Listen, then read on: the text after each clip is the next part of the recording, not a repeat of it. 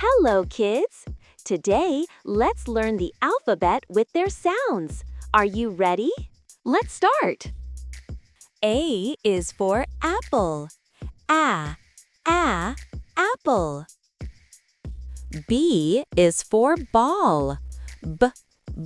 Ball. C is for cat. Cat. D is for dog. Dog. E is for elephant. Elephant. F is for fish. Fish. G is for goat. Goat. H is for hat. Hat. I is for igloo. Igloo. J is for jug. Jug. K is for kite. Kite. L is for lion. Lion. M is for monkey. Monkey. N is for nest. Nest. O is for octopus. Octopus. P is for parrot. Parrot.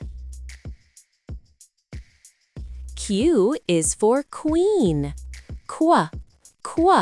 Queen. R is for rat. Rat. S is for sun. Sun. T is for tiger. Tiger. U is for umbrella. Umbrella. V is for van.